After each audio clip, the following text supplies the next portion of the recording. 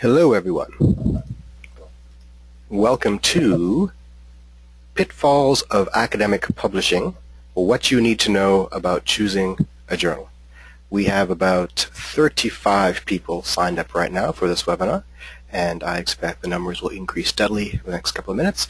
This is a CSEB webinar led by Jeanette Hatherill from the University of Ottawa. My name is Dr. Rewat Dionandan. I'm a professor at the University of Ottawa and Chair of Communications on the board of the Canadian Society for Epidemiology and Biostatistics. And I'm delighted to be the moderator for today's webinar. A little housekeeping instructions before we start. As a reminder, all webinar participants are placed on mute throughout the webinar in order to eliminate the background noise, so we won't be able to hear you right now. You will, however, have opportunities throughout the webinar to ask questions when prompted by the instructor at various times. There will also be time for a question and answer period at the very end of the presentation. So to ask a question, you have two options. The first is that you can raise your hand by using the hand icon on the left side of your participant panel. Click on Raise Your Hand and I will unmute you. Okay? If your hand is raised, it means that you want to ask a question via audio using your microphone or your telephone receiver. Be sure to unraise your hand if you do not intend to ask a question this way. Okay? So raise your hand if you want to speak. The second way you can ask a question is that if you prefer to write in your question, you can use the question box on the control panel and I will read out your question to the instructor on your behalf. So, finally, please note that this webinar is being recorded and we're going to post it on YouTube so that others can access it at their leisure later on. So now I'm pleased to introduce our presenter today. Jeanette Hatherill is the Scholarly Communication Librarian at the University of Ottawa, where she is responsible for coordinating open access initiatives. She supports researchers by providing advice on authors' rights, copyright, and open access publishing, in addition to administering the university's author fund and institutional repository. She is the co-moderator of the Ontario Council for University Libraries, OCUL, publishing and hosting community, and a member of the OCUL PKP partnership team. Her primary research interests focus on the intersection of information literacy and changing modes of scholarly communication. Jeanette received her Master's of Information Science degree from Université de Montréal in 2011 after completing her BA in History at Concordia in 2009. Now, without further delay, over to you, Jeanette. Great. Thank you so much, Ray and T, for inviting me here today to talk to you about one aspect, one I would argue kind of small-ish aspect of open access publishing, and that is what has come to be known as the predatory publisher. So, in order to discuss, sorry, I'm just going to advance my slide here.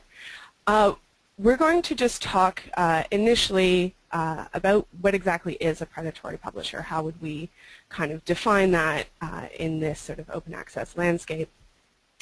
I'll also give you a little bit of kind of historical context, or how did we get here? How are we at a point today where we're discussing these types of issues, and in a certain way, are they really completely new issues, or are they just issues that we've seen before but in a different iteration? So that'll be kind of the quick overview, situation, context stuff, and then really the meat and bones of the presentation is going to be the next kind of 2 bullet points, which is the what do you do if you've been invited to publish, so you receive, for example, an email or something like that. What are kind of the first steps? And then probably the least interesting bullet point that I have there, the checklist and demo, which sounds sort of boring, is actually the really, really, really important stuff. So that's kind of the stuff that I do when I'm approached by a researcher or one of my colleagues, or even just on my own, by a publisher to verify whether they are in fact legitimate or not, and we'll be kind of doing some examples at the same time. And then we'll leave time, I think, for questions at the end, if that's all right with everybody. If you have something really pressing, that's fine, but I think just for ease of the situation, we'll just keep it for the end. So what is a predatory publisher? Basic, at its most sort of basic level, it's someone who exploits the author pays open access model solely for their own profit. The author pays open access model, for those of you who aren't 100% familiar with the many ways that you can make your research available in open access, is just one avenue that you can explore. So I have here a kind of schematic of open access. You have the green route, which is your self-archiving. You can put a version of your paper or your research in an online repository or sort of digital archive that will be open to the public. So that's one way to make your research available in open access. And the other way is to sort of do it directly, which is to publish in an open access journal. And so really this is what we're talking about here today, is this part here. And then within that kind of open access journal model, there is an economic model out there called author pays, whereby the publishing company sort of recoups some of the subscription revenue loss because they're not making money from library subscriptions or personal subscriptions. They sort of turn the economics of it sort of back onto the person who's submitting. Generally not the author themselves. It'll usually be their funding agency or their institution who will sort of pay this sort of fee that's intended to really cover the costs associated sometimes with the editorial work or managing the peer review process or sort of copy editing, layout, DOI assignment, all that kind of stuff. So that's kind of where that economic aspect of it comes in.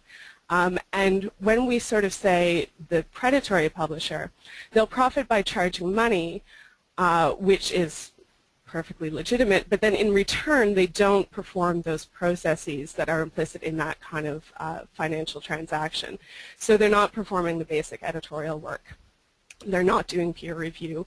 They're asking a lot of authors to do the copy editing and formatting in advance, so they don't have to. So it's sort of it's essentially a scam, and it exists in sort of one part of the open access landscape. So some of the characteristics of a predatory publisher, and when I say some, I mean not all of them are going to be listed here because they do change, and whenever we're able to identify a characteristic and then sort of warn and advertise about it, it's amazing how quickly they can turn around and sort of fix that concern, or at least make it appear like it's been fixed. So these characteristics that I'm about to enumerate, I'll go through it somewhat quickly, but they're all there. If you sort of flip them on their head, that's what I use to provide that checklist that I'm going to go through later on. So if you can identify a characteristic, you can then sort of investigate that characteristic. So we'll come back to many, if not all, of these sort of characteristics throughout the presentation. So they'll solicit authors via aggressive email campaigns. This is a very well-known sort of tactic, kind of spammy emails. Like I said, the defining characteristic is that in return they don't do any editorial or peer review. Because they don't do that, they can offer very, very quick turnaround times in accepting and publishing articles, because when you're not actually doing the work, it's amazing how quickly you can get work done.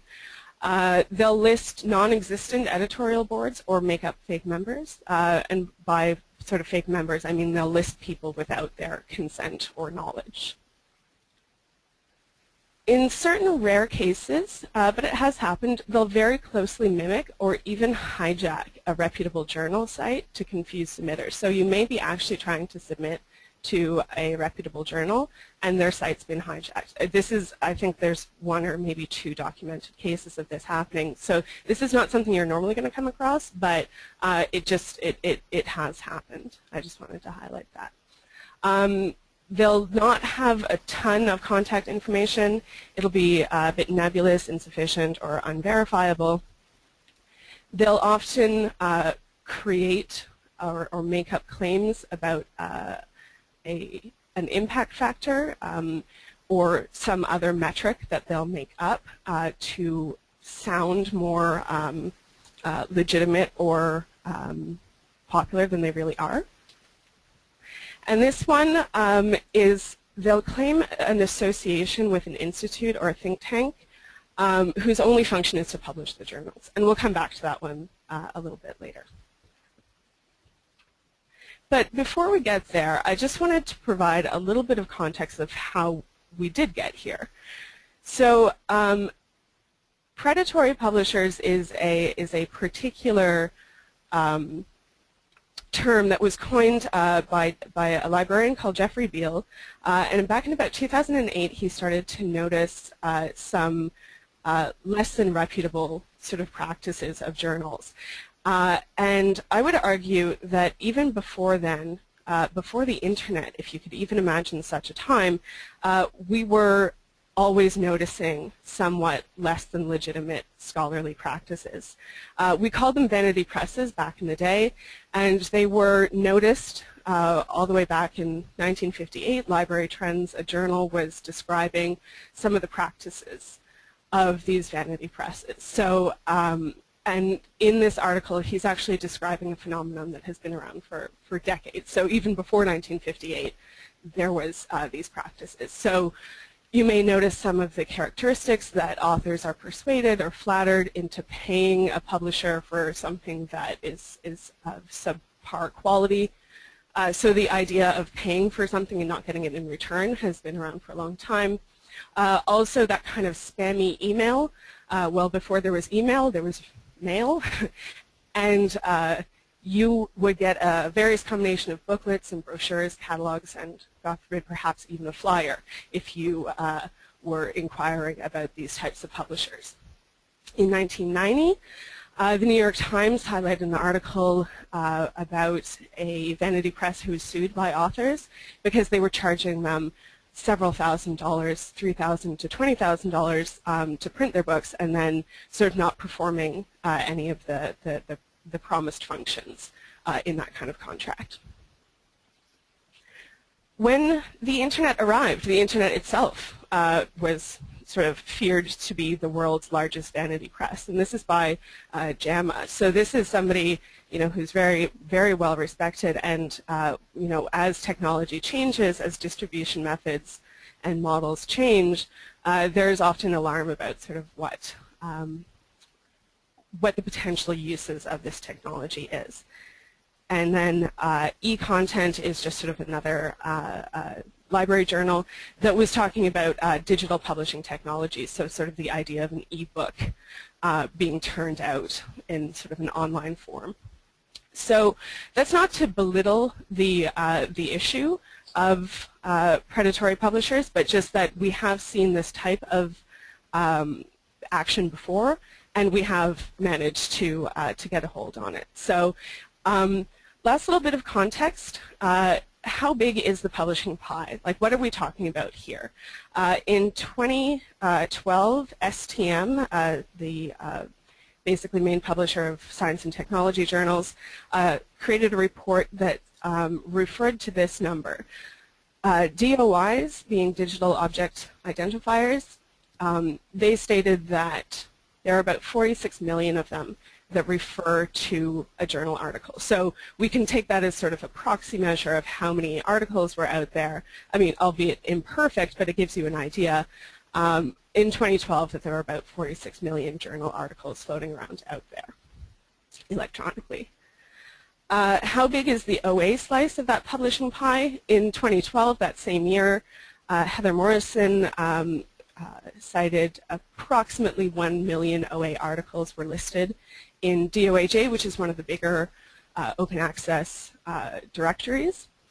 So that number has increased a little bit. We're about 1.6, 1.7 million at this point. But just to give you an idea, I chose that number because it corresponds with the same year as that STM report.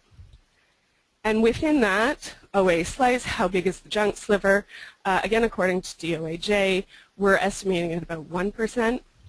Jeffrey Beal, who was the one who sort of sounded the alarm, estimates about 5 to 10%.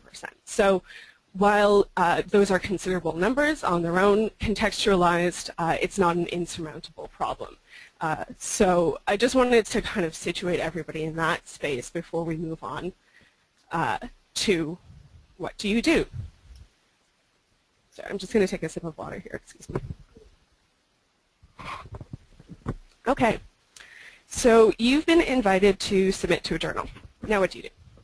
Well, much like anything, you probably want to critically evaluate the source of the invitation or even the language of the invitation. So a few things.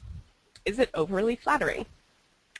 All of the examples that I'm using throughout this presentation are real actual examples from either things that I've received personally or that researchers have sent on to me in their inquiries and things like that. So this is real with your majestic presence, which will take the conference to a supreme level. This I would kind of classify in the Nigerian's Prince scam level of approach to publishing. So this, you would just junk this kind of right away without giving it a second thought.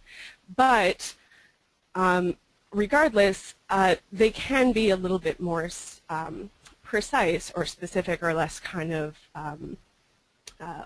flattering by doing things like mentioning a very broad field of study that really could kind of apply to anybody. It's important to know that when a legitimate journal is established, it's likely because there's an identified gap in a field or research, new research is being produced and there's a journal that's not responding to that particular need, and so a new journal will kind of be established. So when you have something that's very broad and very vague, like, you know, anatomy, which is huge, do we really need another journal of anatomy? I mean, that kind of subject is well covered by other journals. So it's important to note that when it's very vague and when it's very wide, it's because they're casting a wide net. So that's the wide net, but just to note that there is a practice out there that you may get something that's less general and more specific to your field, and this is where they get a little bit more sophisticated.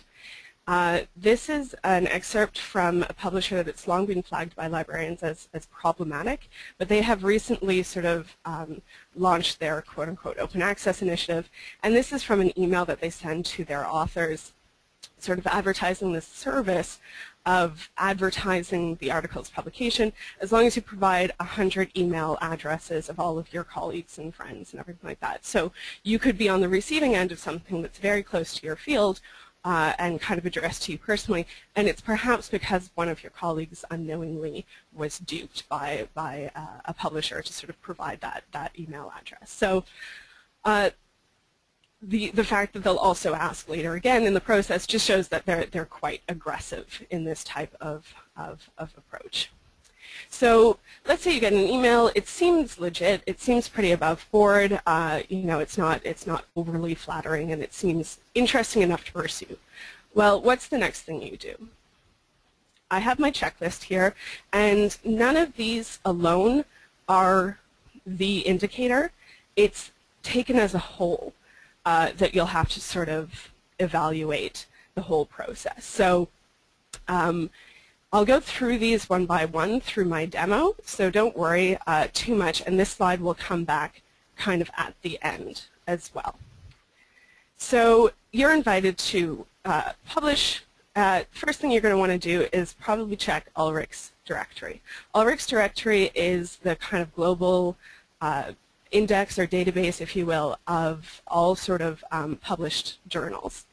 They're very well, their coverage is immense, so if your journal that you have been asked to submit to, and let's pretend here that it's this particular one, the Journal of Biosciences and Medicines has approached you. Well, they look pretty good from a cursory kind of glance. It looks like they have some articles. And here we'll just kind of pick up their title and plop it into Ulrich's, and you'll see here I've probably already done this search before in preparation for this. So what we have here is their listing, right? So Scientific Research Publishing Incorporated, the Journal of Biosciences and Medicine. So you can click on that, and what Ulrichs provides is some basic information about the journal, how often it's published, et cetera, et cetera. And in here, this one has appeared, so we're looking okay. But of course, there are maybe other ones, like the Austin Journal of Vascular Medicine,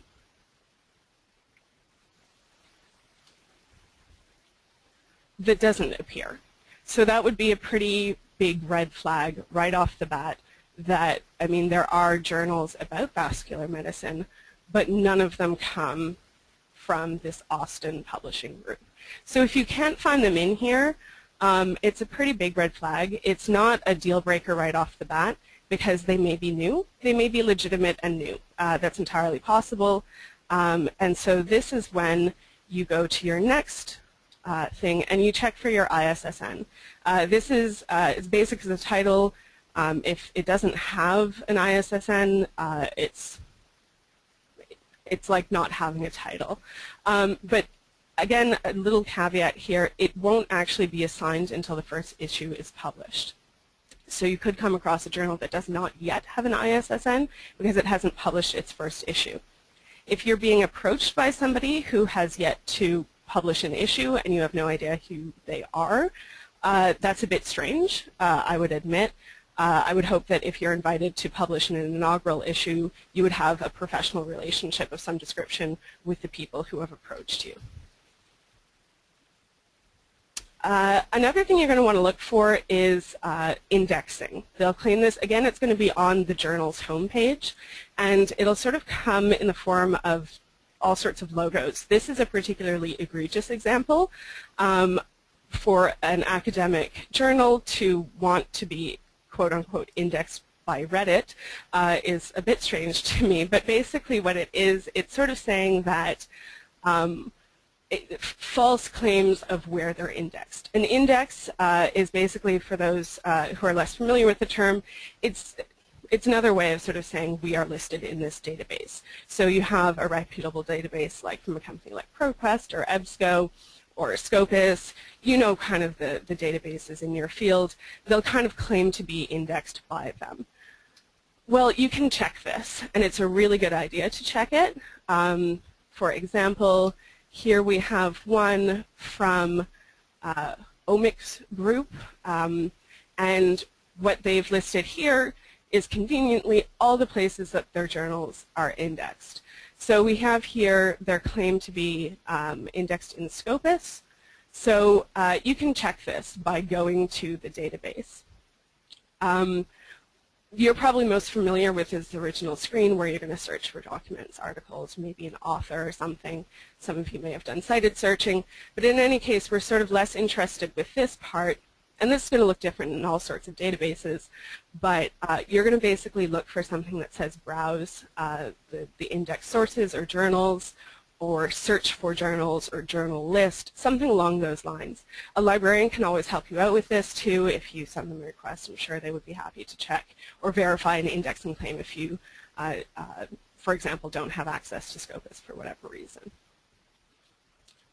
So you'd come in here, and because I've sort of done this in my practice, there's AIDS in Clinical Research was one of the ones that claimed to be indexed in Scopus, and we just run the search and we see that there are no results. So they're lying, pretty much. At this point, if you've gone this far and they're making false indexing claims and all of that other stuff, if all of those are checked, I would just sort of walk away at this point and kind of not go too much further with it.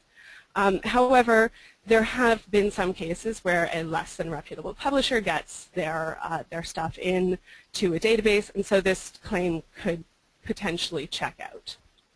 So if that's the case, what you're going to do is probably look, or in certain cases there might not claim to be indexed by anybody. That's kind of another sort of important thing is, or they may claim to be under consideration for indexing. That's less easy to verify because legitimate journals could be under consideration for indexing by certain databases. It is a bit of a long process and it could take a while. So if they're sort of claiming that they're pending that's less easy to verify. So what you would do is then move on and check out the journal website and see what their archives are like.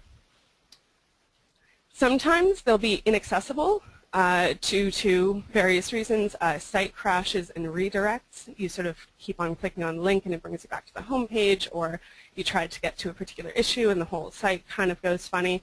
Or in some cases, they'll just be non-existent. So here, you'll see I'll be picking on this journal a lot because it's just a really great example of a common practice of a predatory publisher. So under Browse Articles, we can go and try and find the archive. And I don't know whether this is going to come through on the microphone. I doubt it will. But I'm clicking on the archive and nothing's showing up. So they don't have an archive. So that's a pretty big red flag. Another one is you may get to an archive, but notice that they have a highly irregular publishing cycle, or that their publishing cycle experiences significant changes over time.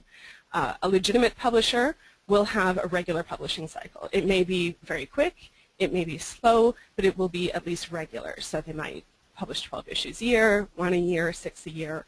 That's fine. It's just it'll go on a regular basis. And it won't change a lot year to year. Whereas if we see here,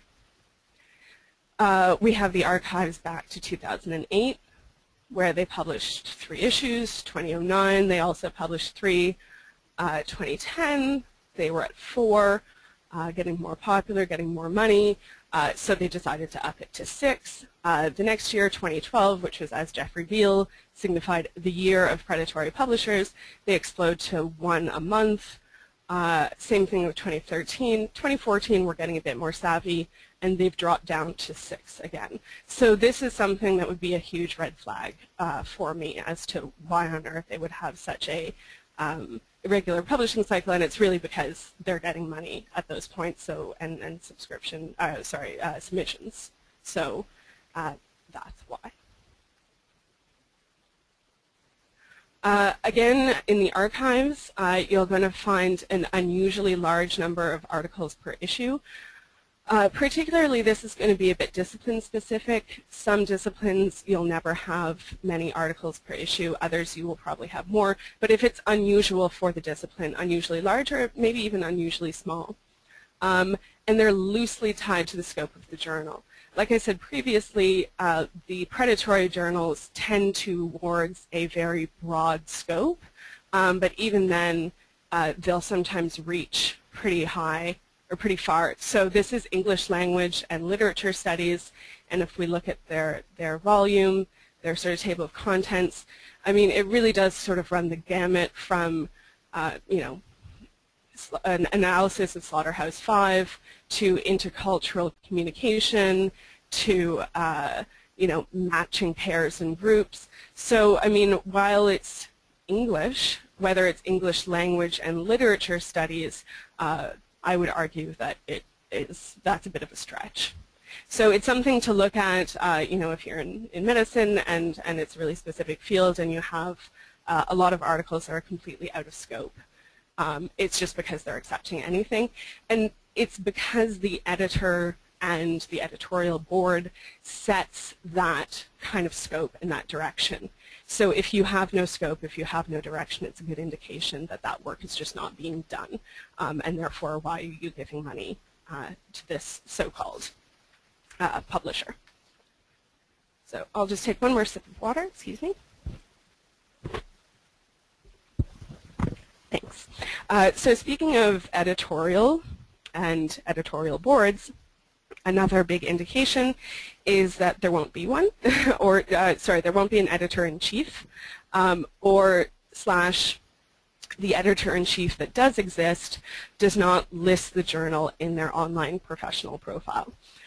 This is probably a step that I take, not everybody's going to kind of go this far, but if there's an editorial, an editor-in-chief, and all of my sort of red flags are going off, I might go to their, you know, it's sort of so-and-so from Harvard. Well, I'm going to go check out what their professional profile says, and if they're not listing the journal at all anywhere, or it's sort of saying that they're editor-in-chief, I would consider that a bit suspicious, because that's generally a point of pride or a point of accomplishment. It's something that a legitimate person would likely list. So, I mean, again, it's not an only indicator, but taken as a whole, it's maybe another tick in the box. Or the other thing is that there are hundreds of editors, again, Austin Publishing Group. We have seen no articles, we have no ISSN, and yet they have an editorial board of well over 100 people. So you can kind of assume here that that's a pretty fishy sort of situation where you have no content, but you have an editorial board of 100 people strong. And there's no contact information for those people, so you have to sort of like always go off-site to kind of try and find them. Not everybody is going to have all of their contact information for all of their editors on their site, but you know, if everything else is ticked, that's a pretty good, that's another check in the box, or nail in the coffin, if you will. So for peer review, they don't do it, so they may not describe it. This one is probably less common. It's less reliable nowadays just because they have really gotten savvy to the fact that this is a huge indication. And so they've just kind of put up a description, but it's still kind of a lie. Or they've kind of established a peer review process, but it's, again, so general and so vague in the feedback that it gives the illusion of peer review without actually doing the peer review. So, for example, they'll send out the peer review to a pool of basically people who are filling in a template. So the feedback could be so vague and general that it could apply to anybody. Any article, you know, it would comment maybe on the writing style or something like that. It wouldn't actually get to the meat and bones of the actual methodology or conclusions or anything like that. It would just sort of say vague comments about structure or something like that. So they'll also promise an unrealistic time for peer review and promising publishing within like hours. Again, it's because even if they are kind of, quote, performing this peer review, it's not actually being reviewed. It's just being, you know, farmed out, templated, brought back to you. So they can offer things like this, which is you know, really a call for papers that's currently up online, asking for paper submission deadline to be December 25th, and they'll publish you on the 30th. This is crazy to kind of assume that you could get you know, a pool of peer reviewers to work their butts off over the Christmas holidays. Is, you know, highly unlikely, and this is probably an indication, regardless of whether it's the holidays, but 5 days is a pretty quick turnaround, an unrealistic turnaround time for submission to publication. This one, I mentioned it at the beginning, and you might not go this far. I go this far because I am consistently amazed with how far they go to fake these kind of things. I think at this point, if all of these boxes are checked for you, just walk away. Just don't. But if you're interested, this is something that I'm seeing more and more of, is that they're just creating fake research centers or institutes that are only existent as sort of a vehicle to sort of publish this fleet of horrible non-peer-reviewed journals. So this one here is the Canadian Centre of Science and Education. This is a bit frightening because they're starting to put Canadian in their title and sort of finding you know, random addresses in Toronto that they're sort of listing themselves as their home base, but really it's a paper mill, and they're not doing anything else. I mean, this one at least is you know, honest that it's private and for-profit, but it also says that it's been established since 2006, and if you go to this website, it's pretty thin on the ground. If you've been around since 2006 to support educators, why you would create this as your tool is a bit beyond me personally, but this is an indication of the type of thing that they're going to do. They'll also claim false memberships. So this one here, they've listed themselves as an institutional member of CALJ, of the Canadian Association of Learned Journals, and this is false. I've contacted them, and it's not true. They are not an institutional member, and they've asked them repeatedly to remove their affiliation, their membership status there. So again, this is probably further than you'll regularly go, but just to point out too, a lot of this recruitment for reviewers, calls for papers, publishing statistics, publishing news, this is sort of the an indication, again, that they've created this sham organization, and if you go online, there's no Canadian Centre. This is the only thing. Like, there's no partnerships, there's no nothing. So that's something that we're kind of seeing more and more of. And I'll refer back to these publishing statistics in just a little bit, because it's really interesting what they've done there, or not done, I suppose, is better. So that one's probably going one step in that sort of direction, but if you pull back and you go to your journal website and you notice that the publisher has a immense fleet of journals, and it's really hard to kind of ascertain whether they're legit or not. I mean, if they have a huge fleet with not much content in it, like that Austin Publishing Group, for example, there's no content in some of their journals, but other journals do have content, and they do have pretty sort of legit-looking sort of things. If they also offer conferences, check those out, because they'll offer them on widely, just really different topics in the same city. So here we have scientific research, an academic publisher, who have been flagged in many places as being illegitimate. And here we have their conferences in computer science and communications. And here, just as an example, in March, over a period of 2 days, they're hosting 5 different conferences in computer science. At the same time, they're also hosting about 6 in medicine and healthcare over 2 days. For anybody who has organized even a one-day conference on one topic, it's a lot of work. How on earth you could host 7 on different topics at the same time in the same city? If you really want to know, they just make the same program. So here we have water pollution and treatment, business, economics, and investment, neurology and neurosurgery in the same conference program in the same room at the same time. So I've heard of interdisciplinary, but that's ridiculous. So that's sort of something that you can always look at if they do offer conferences. You may not need to drill down that far, but if they're offering 10 in one city at one time, you can just move on. Other vague general things to look for that I've noticed, again, it's not on the checklist, but you'll sort of notice it, is that the claim to support open access is really their raison d'etre. They don't have a clear scope or mandate or anything. It's really X journal of Y supports open access, and that's great. A legitimate publisher will state their scope and who they are and who they're affiliated with, and then, you know, it could be excessively proud to be open access, but it's not the only reason that they exist. It's just the chosen method of dissemination. So here, again, X Journal of Earth Sciences, X Journal of Orthopedics, X Journal of Veterinary Science. So really, it's the same description. It's just cut and paste the new topic. So you'll sometimes see that as well.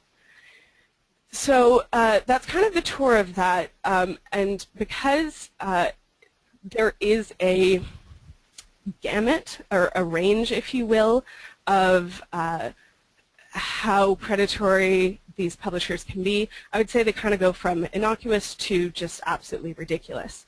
So when I sort of mean innocuous, I mean the strange or the curious case of German publishers.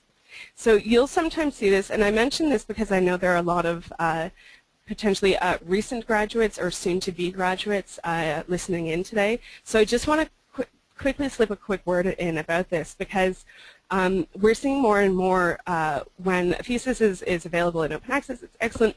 It's very good. We are noticing an unusual interest from German publishers in publishing these theses, and they're generally going to be called Lambert or VDM or OmniScriptum GmbH. Anyways, this is all sort of one umbrella company that serves a legitimate purpose in Germany. They're basically, in order to graduate in Germany, a student has to sort of publish their thesis. So this sort of publisher exists to make available the thesis, I guess, in sort of print-on-demand sort of format. So it serves a function over there. Whether it's a good function or not, I'm not at all sort of interested in that. What I am interested in is that they've seen a business opportunity to expand their business model, which is appropriate for the German sort of higher ed publisher academic kind of context, but is not good for our graduates. So if you're approached by a publisher, they could be sort of just a print-on-demand service. Again, I sort of say innocuous because they're not, they are a legitimate company. They're just sort of applying a business model in a strange way. But then it does sort of get a little bit, so that's kind of innocuous. It goes to sort of the sillier. This is from our statistics reports that I showed you on that Canadian Center, and I just wanted to highlight this because I came across this the other day, and just, it's too funny, it's too much. The statistics reports are intended to describe the general status of acceptance and do not aim to reflect an accurate acceptance rate. If you are stating out front that you are creating acceptance rate statistics that are not intended to be accurate, I just don't get it. Why are they doing this? It makes me laugh because this is the lengths that they will go. It's not funny, but it is funny when they do things like this, when they have PR Web, where Sci-Edu Press, I'll just give you a second to read that leader line there. Canada's most well-respected and highly plausible publishing venue. I'm glad that they've, put it out there that, they're staking their claim that they're plausible, where researchers can submit their studies to perhaps the greatest scientific publishers around North America and the free world. So this is the extent that they're going to sort of do their PR and their press and everything. So you do have to sort of, when it's put in context of they're not that many, and some of them are so bad it's laughable. But like I said, it is a concern, and it's a legitimate concern, and is one that we all need to know about and know how to avoid. Putting it back in context, 2012 was earmarked as the year of the predatory publisher. It's now 2014. I think if we keep talking about this, if we keep making our researchers, our tenure and promotion boards, our deans, our graduate students, anybody who's sort of involved, aware that they exist and that it's not hard to avoid them, you just have to do your basic verification. I mean, it's been 20 minutes, half an hour that I've been talking. That's as long as it takes to check out somebody, and it could be even less. It could be 5 minutes. So I think everybody just sort of owes themselves the luxury of 10 minutes of your time to decide where you're going to publish your work. So that's what I wanted to say. Thank you so much for tuning in, and I guess we'll just hand it back over to Ray to moderate any questions that there might be. So thank you. Thank you so much, Jeanette. I'm watching here with my mouth agape, all the stuff I didn't know, and my first thought is, I wonder if any of the articles I've published in my life have actually been in predatory journals. And we'll get back to my questions later. But I want to start out by saying, again, thank you. And we have some time now for some Q&A. A reminder that to ask a question, you've got two options. You can raise your hand, as I see several already doing, or you can type your question into the question box, and I will read it out for you. So the first question came early on, and I promised I would read out to you first. It's from Geeta, who asks, what is a hybrid and closed journal? A hybrid journal is essentially, we'll start with a closed journal. A closed journal is basically a traditional journal. It's a journal that is not open access. It just is the traditional subscription model, and that's kind of a closed journal. A hybrid journal is a traditionally subscription-based journal that has seen an opportunity in open access and allows authors to pay a fee to have that one particular article available in open access. So the journal itself is still closed, it's still subscription-based, but that one particular article is then made sort of available. And the closed journals feed into sort of the self-archiving ecosystem of open access. Great, thank you. We have an audio question from Nyla. Nyla, if you're there, I'm unmuting you now if you can ask your question. Hi, good talk. And the question I had is that mostly, I guess researchers, they never fall into these traps, or they don't even, I guess, look for alternative journals. It's only that when they have a small piece of data that is left out of big papers and now they really want to get it published somewhere, is when they actually turn to just about anything. So what do you think? Leaving a good piece of data sitting around and never seeing the light of day is better, or just getting it published even if it's a predatory journal? Good question. That's a really good question. A bit of a stumper. I would say that if there's a really good piece of data, your data can maybe stand on its own by being made available to the world via perhaps a preprint or sort of a working paper where it doesn't necessarily go through that, peer review. If no legitimate journal, I suppose, is going to take it and sort of bring it through that peer review process, then you can put it out there and let it stand on its own merits, I would say. You can make it available through institutional repositories, through subject repositories. There are several in many fields. Your research is our institutional one. Archive is one in the sciences. You can put it out there. If the ultimate goal is to just get it out there and not be sitting only on your computer, there are ways to go about it that don't involve giving money to a predatory publisher. Interesting. We have 6 questions lined up here via text. The first is from Sylvia, who asks, is there a reliable source where we can find the impact factor of journals? The impact factor of a journal is actually only available through one source, and that's the journal citation reports. Impact factor, just sort of a quick rundown, is a metric produced by one commercial publisher, Thomson Reuters, for the sole purpose of providing that impact factor. So, I mean, there's many impact-like factors, but journal impact factor is only produced by Thomson Reuters, and the only way you can find it is through their database journal citation reports. That being said, there are other metrics out there that are complementing or challenging or questioning the journal impact factor, that one trademarked metric, as the sole arbiter of quality. And they're all incredibly valid and really, really interesting, and it's a fascinating field that is just blowing up right now. You'll see altmetrics, you'll see SJR, you'll see SNIP. I mean, there's some really, really quality ones. What I'm really referring to there is a journal that says, I have an impact factor. Impact factor only belongs to one company. Gotcha. Next question is from Odelia, who says, great presentation, 2 questions. I tried signing in to the Ulrich site, but it requires a login. Can you please clarify how I can check? Oh, yeah, sorry. You'll have to go in through your library website.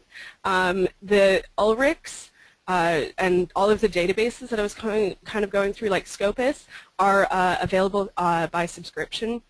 I couldn't imagine a library that doesn't have a subscription, maybe one of the smaller libraries, but if you're going to a university library, they'll have a subscription. So you just need to go through your journal site, your library site. If it's asking you for credentials, it may just be asking you for your off-campus access.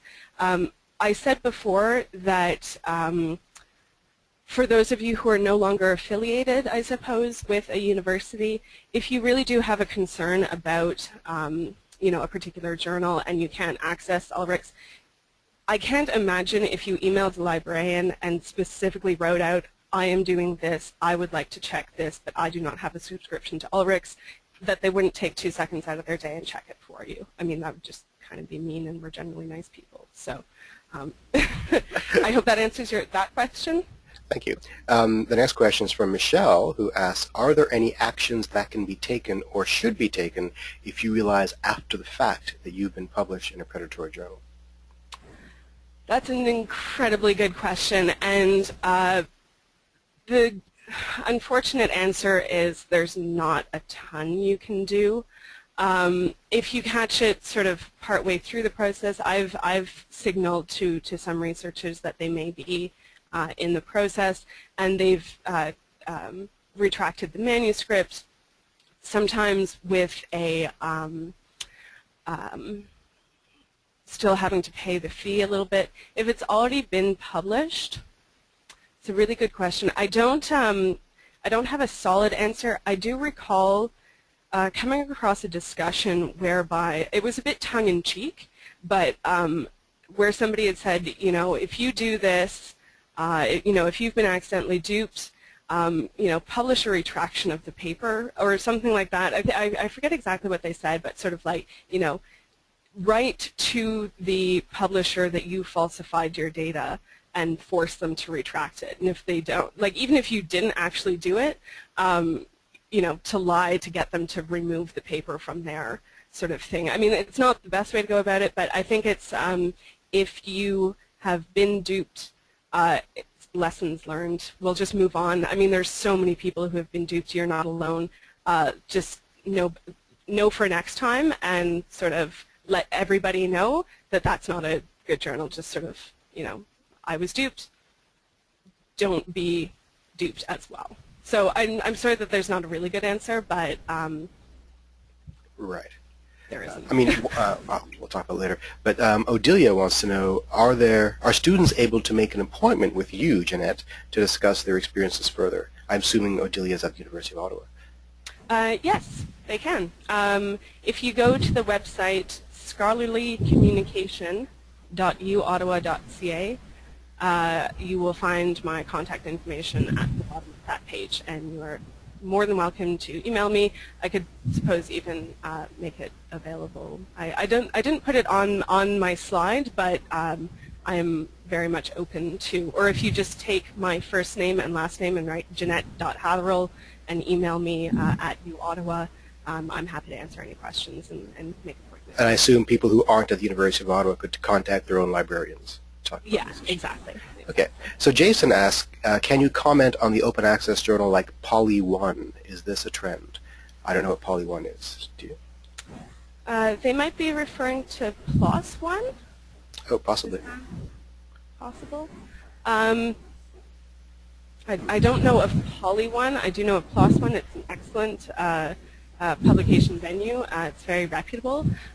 They've basically taken the opportunities afforded by open and digital access to scientific information and said that if it's good science, it should be made available, whether our prestigious journal thinks that it's novel or attractive or is going to grab headlines and make us money by attracting subscribers or whatever. So basically they've taken the sort of tack where they have this sort of, they started off, Public Library of Science started off publishing open access journals in specific fields like biosciences, biomedicine, or genomes, things like that, and then quickly kind of realized that they needed a broader appeal to stay afloat, and so they created PLOS One, which is basically a place where you can also publish negative results, where things that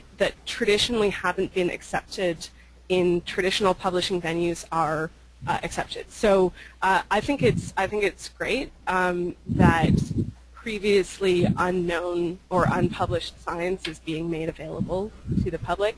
I think there is I think they're going to be sort of them, and the pioneers of the open access movement may surprise us in the next few years by coming up with a new way of doing things. So that's, I suppose, my comment on PLOS One. If there really is a Poly One, I have no idea. Jason says, thanks for the answer, so I think that answered the question. I think it's important to point out that open access is not the same as predatory, right? Exactly, exactly. And that's sort of where I highlight that sort of, you know, open access is one part of a huge pie, and then predatory is one minor part of that.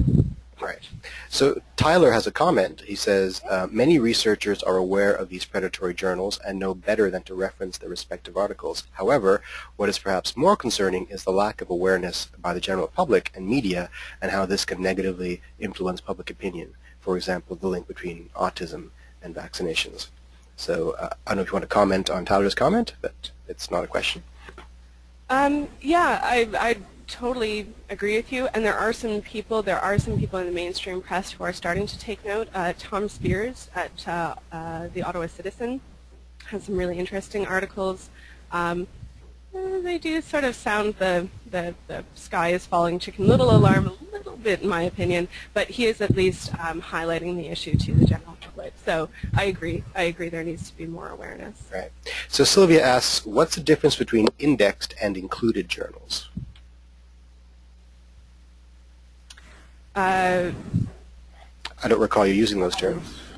An indexed journal, I'll speak to that because that's basically a journal whom a database provider company, so I mean your major ones are going to be ProQuest,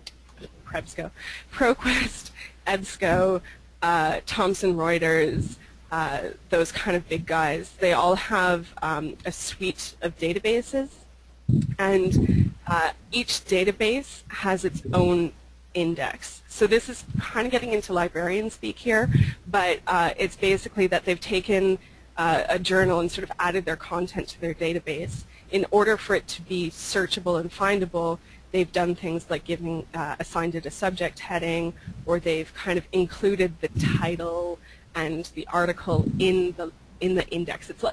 It's basically a fancy word for a list. If you can imagine a really high-tech Excel spreadsheet, if you will. So if it's indexed in a database, it means that it's findable in that database. So nothing is going to be indexed by ProQuest as a company. It'll be indexed in a database by that company. If you'll permit me, I can kind of show you here in Ulrich's web what I mean. Let's take PLOS One as our kind of example. There we go. So this is PLOS One, and you'll see here that it's indexed by this company in all of these databases, by EBSCO in these databases, by Elsevier in these databases, by ProQuest here. So it just shows you that these database companies are putting it in these databases.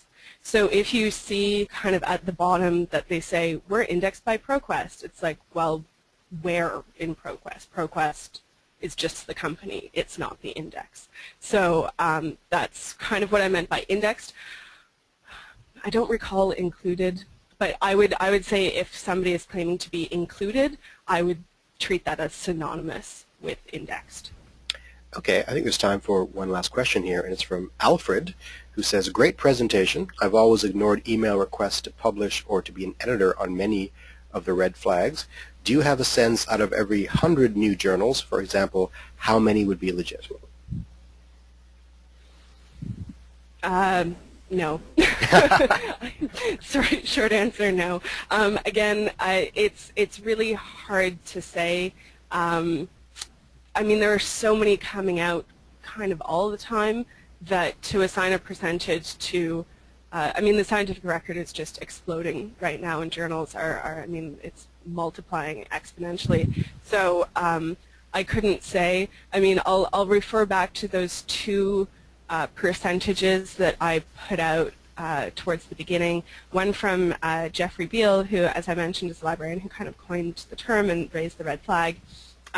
in recent months or year or so, we've understood his motivations a little bit more. So him quoting at 5 to 10% is probably on the more extreme end.